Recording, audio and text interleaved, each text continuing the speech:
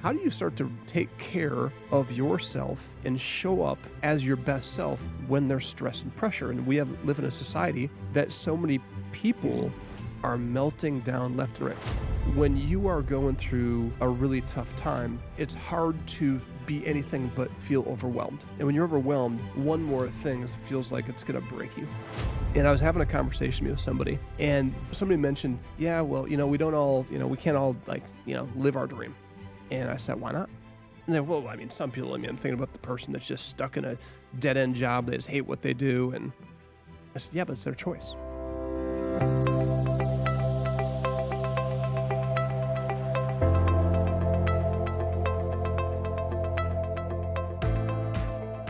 Welcome back to the 5-Star Life Show. I am your host, Coach Seth, and I'm joined in studio today with my amazing co-host, Coach Mia. Thank you so much, Seth. We're going to have a great show. We're going to talk about how to thrive at work. So when the word work comes to your mind, what do you think about? How did that make you feel? We did a lesson for kids that we're going to talk a little about, and you'll probably find it kind of funny the way kids respond to this lesson. Actually, really good. But anyways, if you just tuned in, want to encourage you to go check us out online at 5starlife.org. And if you're a regular listener, thank you so much for tuning in. And just a reminder, you can actually watch us at YouTube at the 5-Star Life or on yourhometv.com. And you can also listen to us anywhere that podcasts are played. And you can subscribe so that they come automatically to your inbox. So thanks for tuning in. Today's going to be a fun show. Yeah. We can't really ask anybody here because I don't know if they'll be truthful. Kevin, how do you feel when you hear the word work? Not good. Oh. By the way, are you mic'd up? You have the mic ready to go? Oh, he's on it. Okay. Right. There we go. I told him last week, I'm like, hey, get ready. I was interviewing the mayor and I want to get his opinion on something. Oh, good. So Kevin, producer Kevin back here, you can't see him. He's off screen, but he's mic'd up. What comes to mind when you think of work? Sometimes I don't think of it as a good thing, but, ever since I started 5-Star, I feel like I have definitely looked at it as a different thing. It's like I'm excited to come in. I'm excited to come edit videos. I'm excited to come and just even have conversations with the people here. So it's awesome. Good answer. That is a good answer. You're still employed. No. So, Kevin, how old are you? I'm 22. 22 years old. Graduated from college a year ago. Yes. Right? And so I'm just giving people a little perspective of generationally kind of the way we look at work. But, it's interesting. Kevin and I, so Kevin is behind the scenes helping produce this show, but he also travels with me. And we spent the last couple months on the road from Michigan to Florida visiting our 5-Star Life schools and students, talking to teachers and principals and superintendents and students. And we did something we've never done before. We actually got mic'd up. So I was mic'd up the whole time.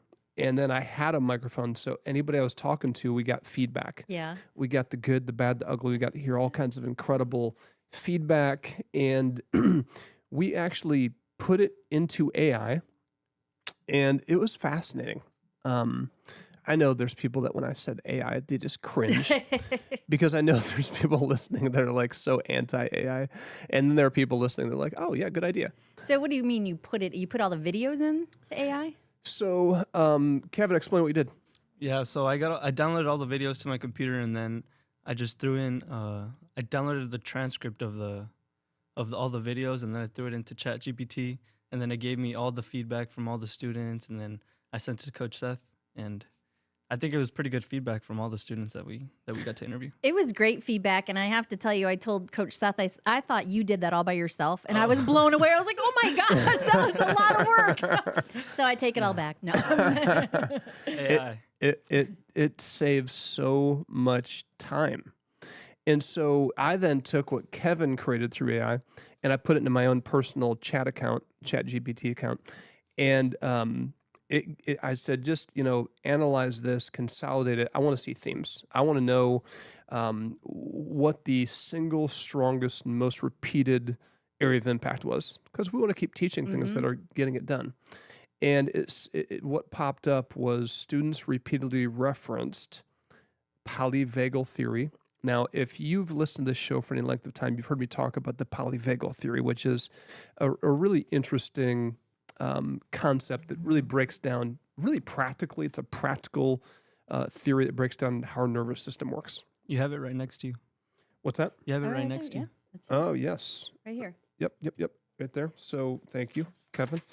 So this right here is what students saw over and over and over again. So we do 28 lessons of curriculum for kids in our schools and our programs.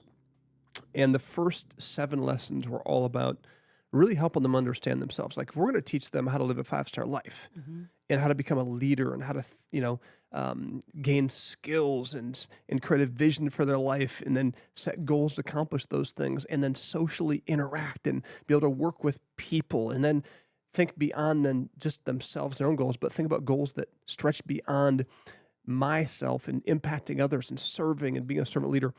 But you got to start with, can you overcome the dishes? Can you overcome when a friend hurts you? How do you handle it when you have pressure, like performance anxiety for a test or for a competition? Like how do you start to take care of yourself and show up as your best self when there's stress and pressure? And we live in a society that so many people are melting down left and right. We're employers. We get to lead. You do the managing. I don't do much managing. But, it's so interesting to watch how people respond to adversity. And it's almost like people are just shocked when adversity strikes. And so to teach this to kids, to help them understand that, because we hear all the time, parents out there, you hear all the time from your kids, well, it's not fair. And I had this on repeat with all my kids. Every time they said that, my answer was, that's exactly right. Because life's not fair. You need to learn this. Life is not fair, and life doesn't always make sense. But that's beside the point. The question is, what are you going to do where you are? What can you do? And what we've watched is the pendulum swing from, just keep working, just grind it out. Don't pay any attention to emotions. They're not real. Don't worry about thoughts. They're not real. Just suck it up. Pull up your bootstraps. No matter how much trauma you went through, just keep going. There was that right. mind. And then we went all the way to the other side of, oh my gosh, you should just ball up in the fetal position and lay in a puddle for the rest of your life. And feel. Get stuck in your feelings. And what this is saying, well, actually, we live in and out of 3 different states. And at the top of the ladder is where you're clear. You can analyze, you can see things, you can perceive things correctly. You see potential, you see opportunities, you see things as they really are. But then when something happens, you get triggered, you go down the ladder into the sympathetic nervous system. That is really the fight or flight response. And either you're going to fight or you're going to flee. You're going to drop down to this place of the dorsal vagal where you're, it's isolating, it's depression, it's all this. Anyways, that's like kids repeatedly, and Kevin was there, were spitting back and naming terms and concepts and walking them through how we're talking about kids, baseball players and basketball players, and we're talking about kids taking tests and kids when there's conflict in the home and they're getting yelled at, like all these different situations, and kids are like able to recognize where they're at in the ladder, how the moment is triggering them down the ladder, and then how to come back up. Why do you think that these kids grasp it? I mean, they knew the name. When we first started teaching this, it took me a while to, remember that it was polyvagal. Repetition or the way we taught it? It's sequenced in such a way that because that's you can't just learn this in 1 lesson or 2 lessons and think they're going to remember it. So we wove that theory throughout all 28 lessons. There's a few lessons maybe we didn't touch on it, but it always came back to how the brain works, how the nervous system works. And so it was embedded into everything. And but even with that, we have to, give them a round of applause for that they could reiterate what they were taught. Well, and the thing that was fascinating, and this is what chat said, like this is really profound because basically this is what chat said. Why this matters, kids' emotional state recognition, breathing tools, walking away from conflict, co-regulation, grounding techniques, recognizing an anger escalation, self-awareness during stress. Why this matters. Students are not just remembering concepts. They are actively using the tools in real life. Sports pressure, family conflict, anxiety, depression, grief, anger, academic stress. So that's fun. And it must be working because they keep bringing it up. They can reference it, and that's awesome. Yeah, and it said this is important because students consistently describe, and this is after like hours of uploaded video and transcripts, because kids consistently describe these lessons as helpful, life-changing, saved my self-esteem, got me through grief, helped me get control. It's super fun because people listen to this show, and I think we have every couple weeks, every other week, sometimes every week, somebody comes up to me and who listens to the show, and I love that when people recognize me, but they come say hello and say they listen because we're just in a studio. We don't know who's listening. So it's super fun to have those conversations. And I know people believe what we're doing, but it's really fun when you get the results from kids. You get to hear their feedback, and you can kind of analyze it and put it into a concise verbiage like this. So it's good stuff. Did you get any feedback from teachers? We did get feedback from teachers, and you know what? I think it's all woven in there too. I think all the data is grouped in together. We had some teachers in there too, but yeah, teachers just talked about the fact that these kids are getting it, and they watch them. They get to observe the learning taking place because they can see the kids literally practicing the breathing techniques in class, or walking away, or using direct language. Had a superintendent just a couple weeks ago met with, and she just said it's amazing for her to see the impact of 5-Star Life. And I said, how so? She said, well, the parents, when they talk to me, because anywhere she is, parents want to talk to her. Mm-hmm. And the parents are telling her that their kids are doing this or that or the other thing. And the parents maybe don't even know it's 5-star, but she does. She's like, they don't even know what they're saying, but because they're just giving good feedback, positive wins. And I'm like, they're talking about 5-star. Wow. So That's awesome. it is. It's good stuff. The second, number 2, after the Polyvagal Theory and emotional and mental regulation, was dominant theme, goal setting and future vision, just helping kids get a vision for their life. And how powerful is that? Because that's one of the we're talking about the 2 major root issues in our society right now when we think about adolescent kids or adults. Like, do they have purpose and vision? Are they just spinning their wheels? And can they control their attitude and their emotions in their family, on the job, in the Walmart parking lot? Like, most of the issues that we look at in society today have to do with those 2 major issues, that these are the things that kids are saying were the most important, powerful things for them. Now, what will we do with this information? So we get all that, we analyze it, and then there's a third part we'll talk about here today, and that is what's missing. What do they wish we'd talk about more? What stressors, what areas of pressure do they face, or what are they trying to help with at home or a friend that we don't talk about? Mm-hmm. So we'll go through some of that stuff too. I'm looking forward to it. All right. We're going to take a quick commercial break and come back more after this. Go to 5starlife.org. If you've enjoyed this show, text a friend or send or share this with a friend. We'll be right back after this. The 5-Star Life Parent app. Each lesson includes a short video and simple discussion prompts designed to help families reconnect and start talking again. Because when parents lead the conversation, kids grow stronger. Download the 5-Star Life Parent app today and start your first family conversation this week, transforming kids' lives by challenging the way they think, act, and lead. Welcome back to the 5-Star Life Show. I'm your host, Coach Seth. I'm joined in studio with my co-host, Coach Mia. And we're having a great conversation. We're talking about how to thrive at work. And, we just spent a couple months on the road with Coach Kevin. Say hello, Coach Kevin, producer Kevin back here. Hello, hello. So he is behind the scenes, behind the camera, behind the mic. But we spent a couple months touring and getting feedback from kids. And, it's so interesting. Here is what stood out when we put hours of video recording into AI and said, analyze this and spit some stuff back to us that we can get better from. And it said what stands out is students consistently connected goals lead to execution, which leads to confidence, not goals lead to achievement only, which is a huge distinction.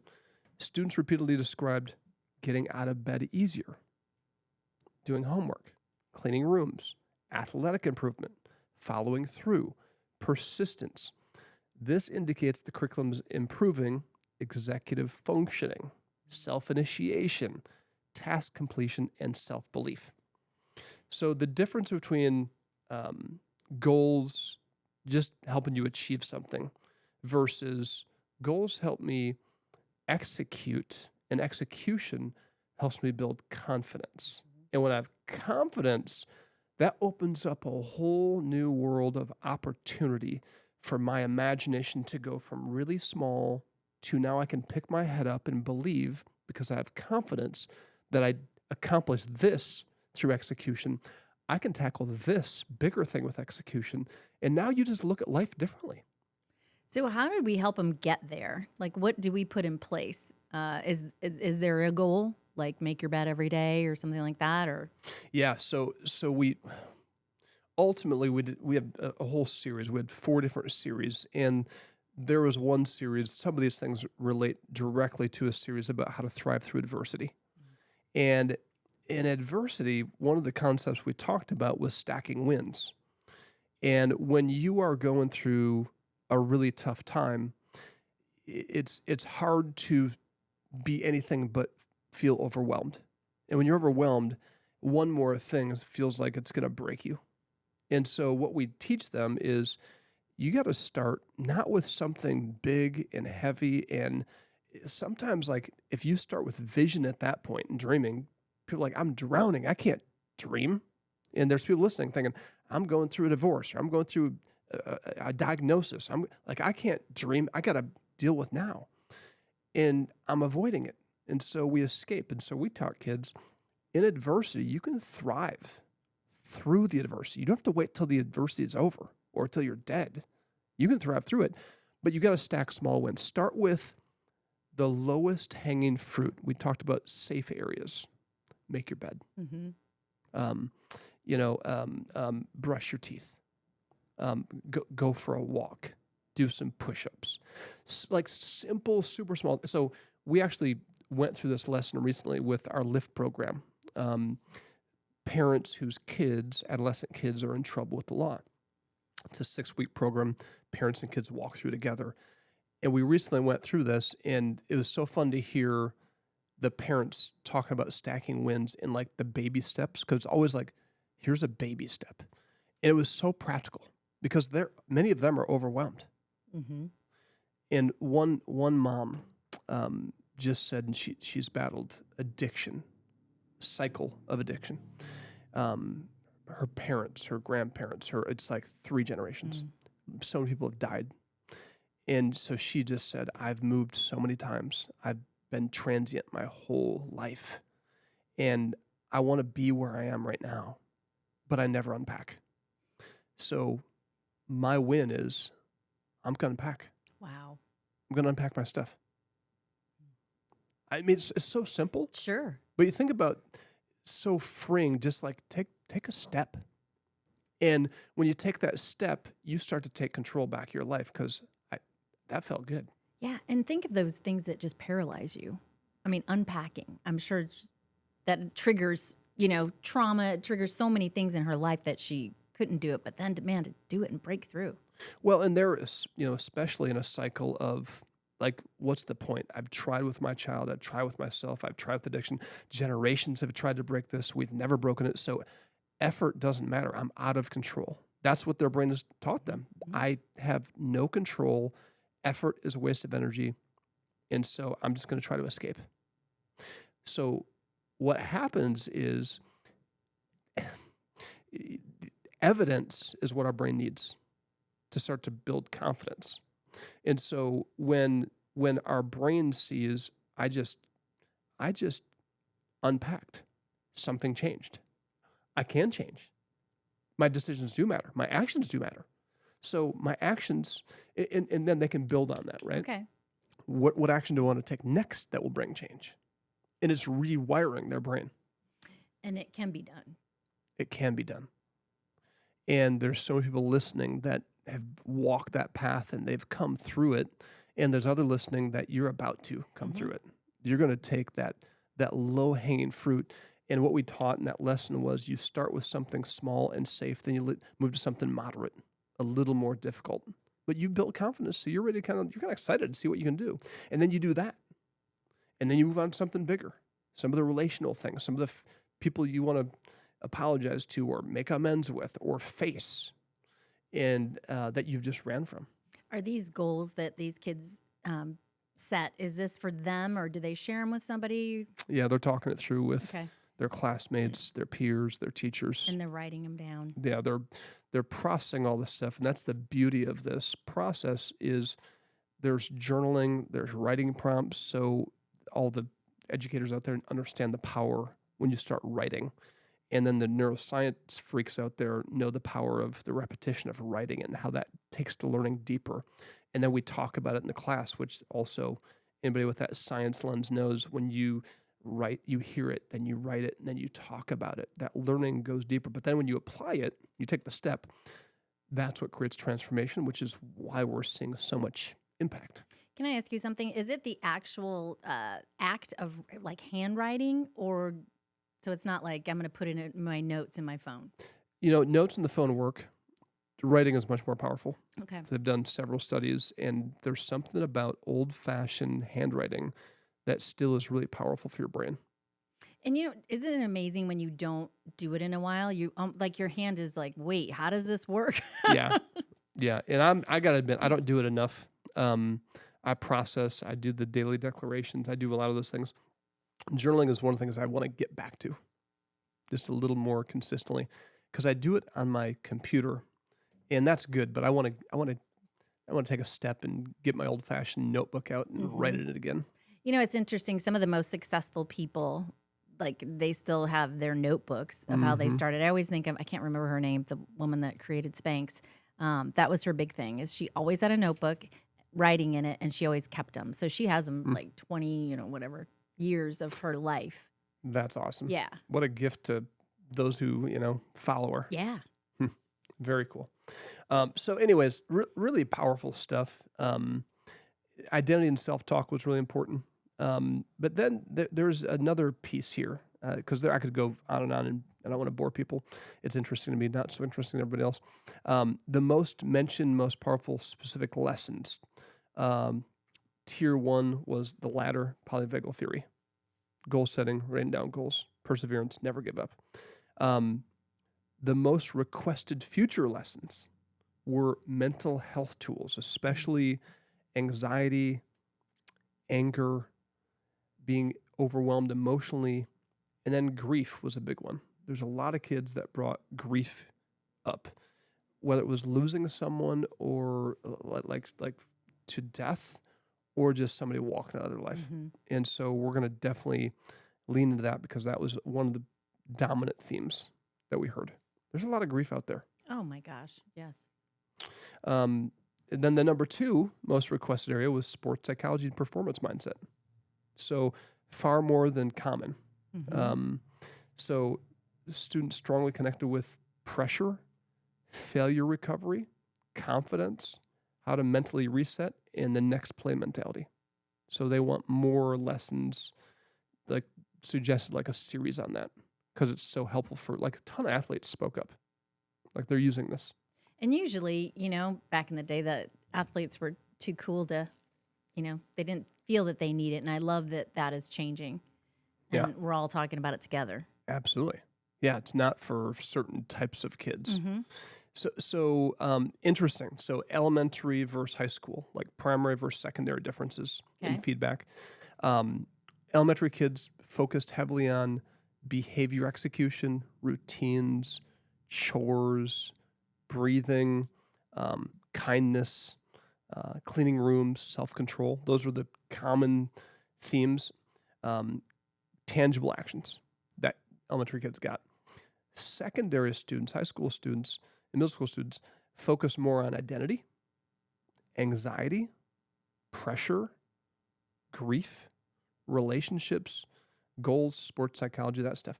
So it's cool because it's a major strength of our curriculum model that they're building a foundation at elementary, but then as they get older, it's diving deeper and it's really identity formation, right? Helping them really thrive. So ultimately, here's what chat said. It said, your strongest curriculum advantage is likely not motivation. It's your emotional regulation, nervous system education, identity formation, and resiliency tools. Students described repeatedly the curriculum as practical, memorable, usable immediately, emotionally relatable, performance enhancing, and identity shaping. So I think that's one of our biggest strengths is it's usable immediately. Like wherever you go, innovative learning, you come for a leadership day, you're going to walk away and have a tool. Yeah, totally agree. So as chat says, that combination is rare, and students are quoting the lessons back almost verbatim. So good stuff. That is good stuff. Okay. We're going to take a quick commercial break, but before we do, I want to remind folks, we have been working for years on 5-Star Life Parent app. And I don't know what your plans are for the summer, but one of the things I want you to think about including is the summer learning loss is real. And this is an opportunity when schedules can get like out of control and you feel like kids don't have structure. This may be the best tool you have all summer to have a little bit of structure and to keep your family united. And the challenge that we're issuing to parents is, what if you could have one conversation every week with your kids about practical tools that we're talking about on this show? Just what would the compound effect of one meaningful conversation, a focused conversation every week have in your kid's life, in your family's life? And that you guys could go through this together. That's why we built the 5-Star Life Parent app. You can get it and download it anywhere. Anywhere. Yeah, at the Apple Store, the Android Store. So check it out anywhere. It's Google Play or Apple Store. It's 5-Star Life. Okay, 5-Star Life. Check it out. If you have any troubles finding it, reach out to us. We'd love to help you get that tool and that resource. Again, there's so many series in there for parents. There's a great parent series, Breakthrough in Parenting, that I encourage every parent of a teenager to go through. All right, we'll be right back after this. At 5-Star Life, we talk a lot about the right tools. See, the hammer is the courage to be the best person you can be. The chisel is the respect you give and the respect you earn.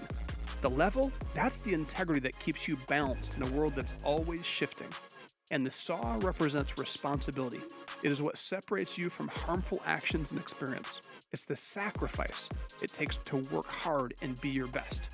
Tools, when they're all used together, things are built. There's progress. But where there are no tools, there can be no progress. We give these important tools to kids every single day, and we couldn't do it without our partners like Global Link Distribution. Global Link supports this mission so that these values, courage, respect, integrity, responsibility, and sacrifice become the tools these amazing young people use to become great. Global Link Distribution is a leader and supplier to the RV, manufactured housing, cabinet shop, cargo, and horse trailer industries, but they're also a proud sponsor of this program to help 5-Star Life students thrive. It is our turn to see to it that our children have the tools that build greatness. Volunteer or donate today at 5starlife.org. Welcome back to the 5-Star Life Show. I'm your host, Coach Seth, joined in studio with my co-host, Coach Mia. And we're having a fun conversation, kind of talking about some of our school visits and some of the information that we gained from it. Summertime is one of those times of year that kids can form some bad habits. And, we talked before the break about the 5-Star Life Parent app. And it has in there lessons that we're going to go over today. Like we taught a lesson about teaching kids, how to thrive at work. And when kids hear the word work, when people hear the word work, we opened this whole show up with Kevin mentioning, gosh, I got the hiccups. Oh, no. I didn't even eat lunch. I just took a drink of water. Anyways, this idea of work has gotten such a bad rap. Mm-hmm. People hear work and they just kind of cringe or they think it's something bad. And it's really interesting because our mindset about work will have a major impact on how we work and the kind of work we do. Like it impacts every part of work. If I came in here thinking, oh man, I got to go to work. I mean, first of all, just put me out of my misery, Right. and shut down the not-for-profit. Like seriously, if that's the way, like who wants to support Coach Seth, Coach Mia, our team, our mission, if we're like, oh, I got to go to work today? Who wants to support that? People want to give their money and they want to support people that are like passionate, on fire, like they cannot wait. And that's the way I wake up every day. I'm like, I can't believe I get to, like every day I get to wake up thinking like, how do I change the world for the better for kids? How do I help kids live a 5-star life? How do I help lob it up so parents can help their kids live? How can I help teachers? So, I mean, I feel I'm living the dream. And I was having a conversation with somebody just actually this week, it was a few days ago. And they were talking about, somebody mentioned, yeah, well, we don't all, we can't all like, live our dream. And I said, why not? And then, well, I mean, some people, I'm thinking about the person that's just stuck in a dead end job. They just hate what they do. And I said, yeah, but it's their choice. Now that sounds so harsh. That sounds so harsh. Yes. Those are like fighting words. Mm-hmm. But here is my question to anybody that would challenge that. Is it not everyone's choice? Yes, but I guess people don't look at it that way. How do they look at it? I guess, like, I don't know. Now that I say it, I can't really describe it. Like, Kevin, help me. Kevin's help me. smiling Help over there. me, He's Kevin. got some thoughts. Still thinking. Yeah. Spinning, processing. Yeah. Like, what else are they going to do? I don't know. Like, this is the best they could do, or where else are they going to go? Well, here's it's a societal issue. And we can say it's not their fault. And I'm not talking about fault. So everybody just back off, put the guns down, don't point them at me. I'm not putting blame or fault on anybody. I'm talking about choice. It's their choice. It's my choice. Where I am at is my choice. And am I a product of a lot of other people's choices? Yes. And then no. Because I've had a lot of people make some good choices. I've had a lot of people make some bad choices. So I think everybody's thinking about, well, I'm here because of this, and it's the domino effect.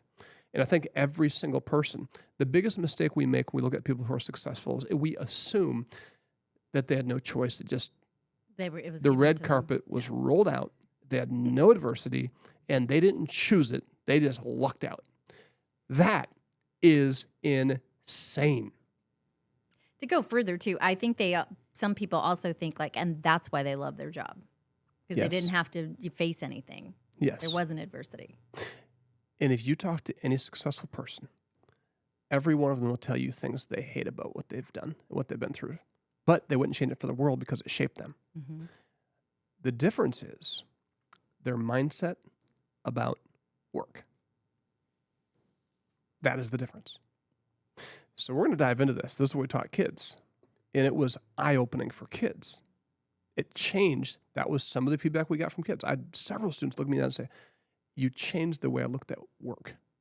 You changed the way it looked like 5-star, changed the way I looked at school and homework. I said, how so? Well, and they would spit back. Well, I realized that work is not bad because it's effort. I learned that work is the process required to thrive. Everything is work. That was the base summary of the lesson. Everything we do is work. Now, some people think, well, like right now, I'm working. I'm just talking to a microphone, but it's work. If I read this script in front of me, that's work. If I do the dishes, that's work. If I go for a walk, that's work. Everything we do is work, and then we do have some restful things that are just kind of restful, right? But we also don't know how to rest. So a lot of people have learned that there's actually a working way to rest too, right? Yeah. Working out, exercising. That actually brings rest to part of your body and healing to your part of your body, nourishment, energy, strength, so you can actually work, so your mind works. So thinking, reading is work. Talking to people is work. Oh, I know. So everything we do is work except for vegging out. Right? And what do you consider vegging out? I mean, Social media, like that kind of like mindless. it can be scrolling? mindless social media, that's whatever. Or if you're doing something very restful, that's not really work. But almost everything else is work. Yeah. Like you could, again, everybody's different, but going to dinner, that could be work for some people. And to some people, it's enjoyment and pleasure. So it all comes back to mindset, because I don't look at everything I do as work. I look at everything I do as impact. Like, I am planting a seed here. I'm working towards this end. This is where I'm going. And it's so interesting to think about that. And this is, I know some people are like, man, this sounds really hard to digest. So let me get into this. Work, according to Google, is an activity involving mental or physical effort done in order to achieve a purpose or a result. Mental or physical effort done in order to achieve a purpose or result. I'm telling you what. So my kids play video games, not so much anymore, but they used to play a lot of video games. That was like fun for them, not work. For me, it was work. Yeah. It would I'd be exhausted after 10 minutes. I'm like, please don't make me do it again for another week. Because it just it was exhausting. It's not the way my brain worked. So video games, that's work. Now don't let your kids hear that, because they'll take it out of context. They're like, I'm working, Dad. Yeah. So when we think about work, everything to do is work. And there's two mindsets. The first mindset thinks that work is some sort of curse, and that work is hard, and hard is bad, and hard work is stressful, which makes us feel bad about work. And so we just, in general, have a negative connotation associated with work. And Kevin kind of voiced it a little bit at the beginning. Mm-hmm. It's just like, work. You're smiling. No, I just think that's funny, because I think some of that is like generational. They've passed down what work means. It starts when you're a little kid and you hear your mom or dad say, I gotta go to work. Mm-hmm. So for us, it starts young. What does that communicate? Even if you're not even complaining, just the sigh and the What do our kids learn from that? Work is a drag. Work is hard. And then we come home, we vocalize. If we had a tough day, what do we vocalize? We're grumpy, a little off. And what do we say?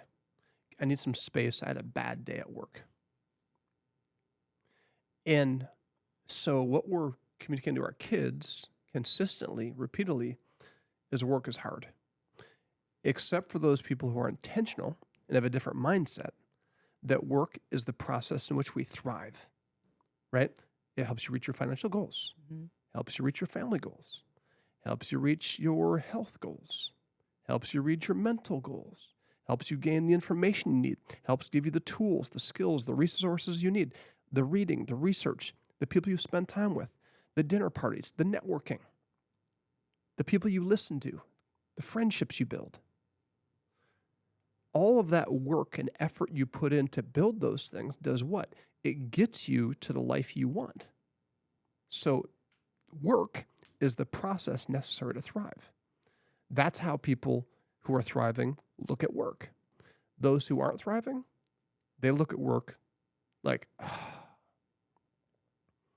I don't want to work out. Mm-hmm. I don't want to go in today. I don't want to have that conversation. And the ahs and the sighs continue, and our whole life, if we're not careful, will become a sigh, except for when we aren't doing what we think is work. And when we aren't doing what we think is work, that's relative, because it could be work to you, could be enjoyment for me. It's all in your mindset. Mm-hmm. So so the kids that are around the parents that are sighing, gotta go to work. So how do we help them see that differently? Well, it's by teaching this lesson to kids, helping them reframe what work is.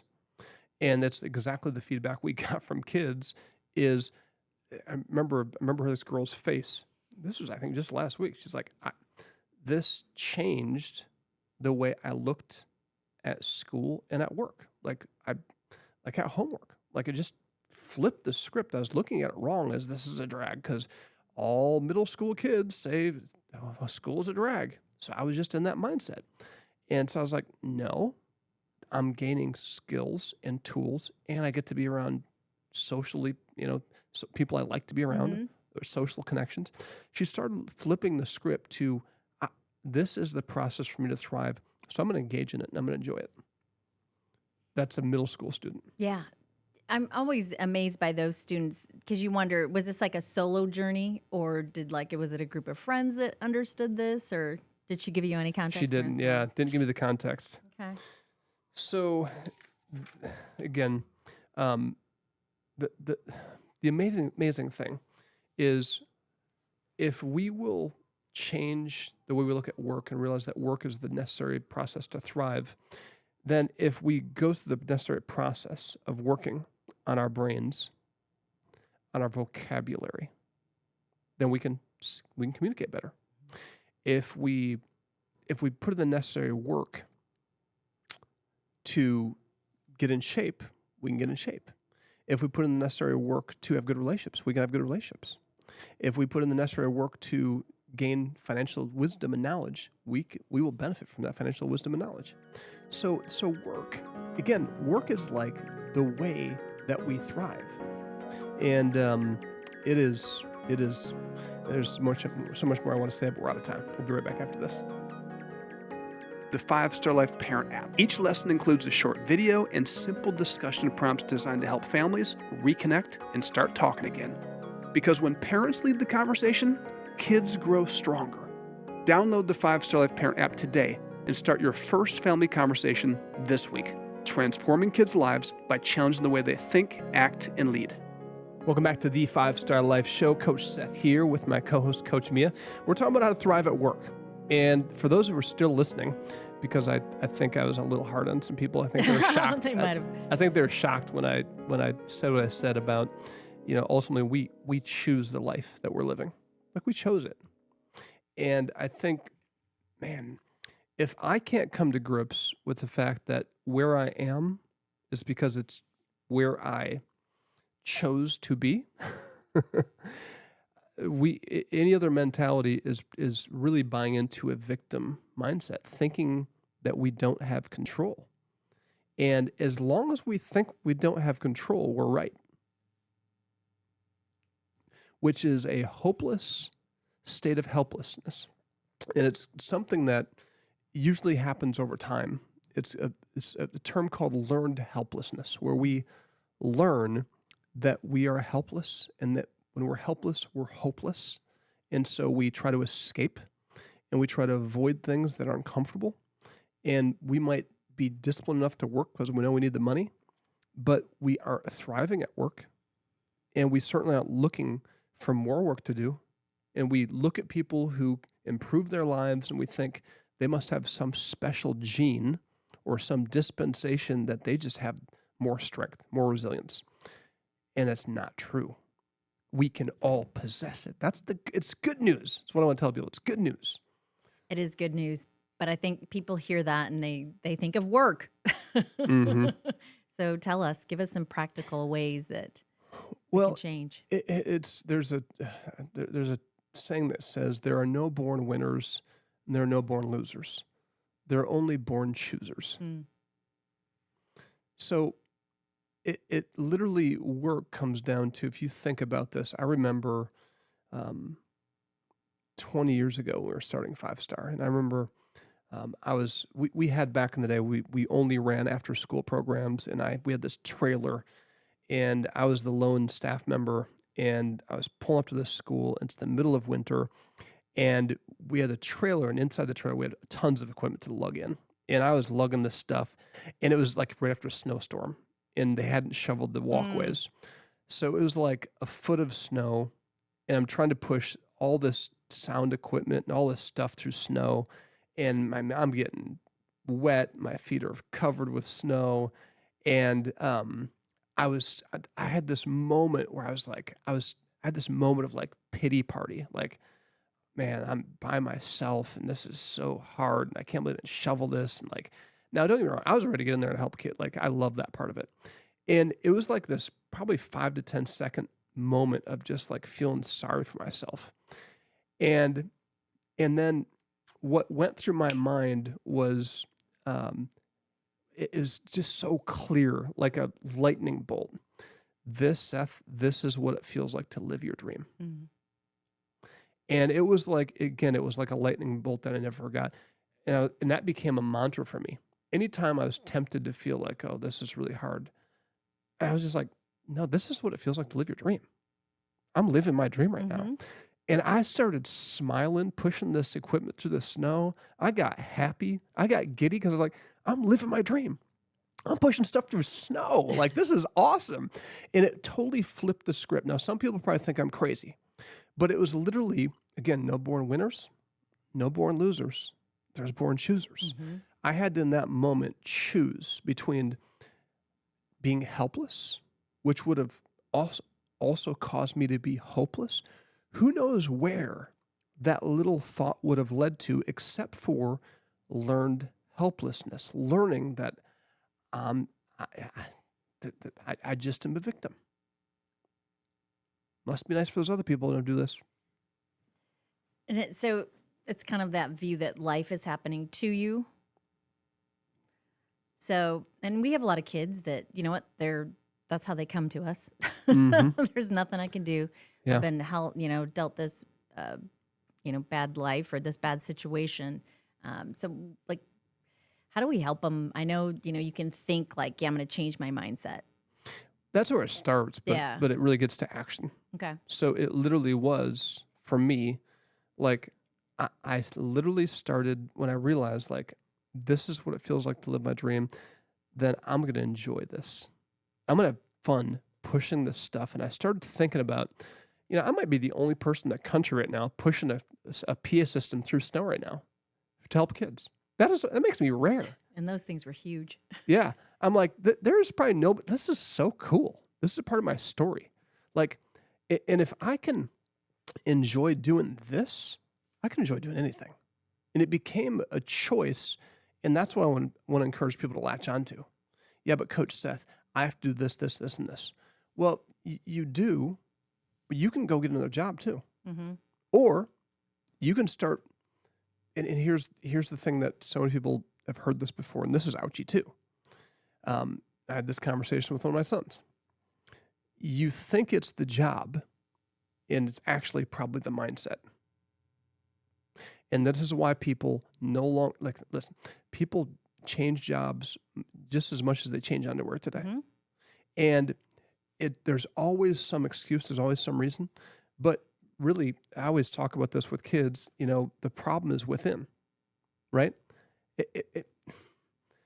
If I think it's an external problem, but everywhere I go I have the same problem, what's the common denominator? Why can't people see that though? That they are the common denominator? Is it that victim mentality that?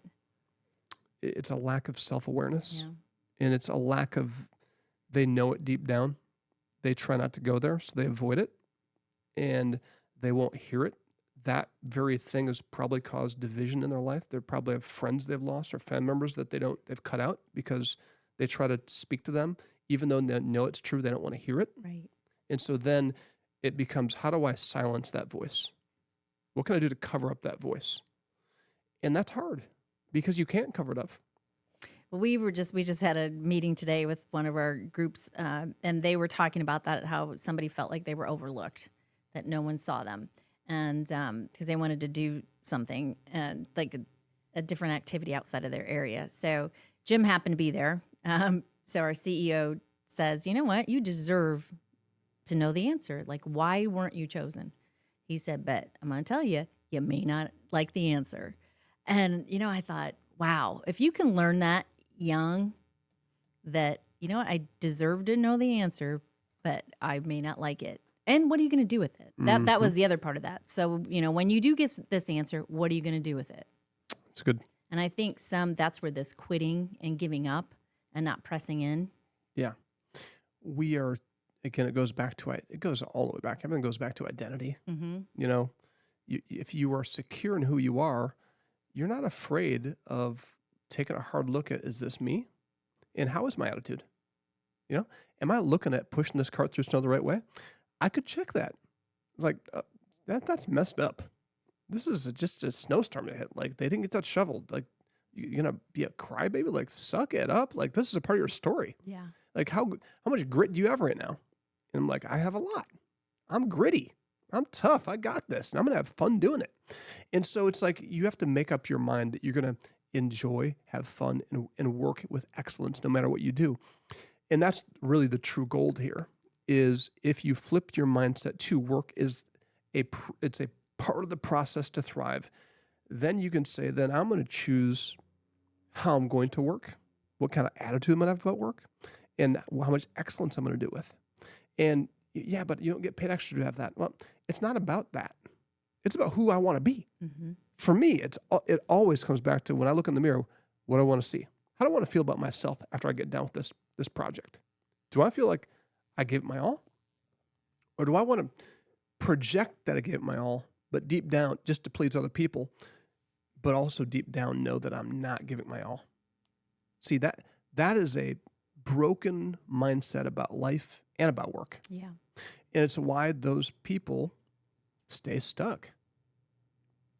And we can blame other people, but we know deep down.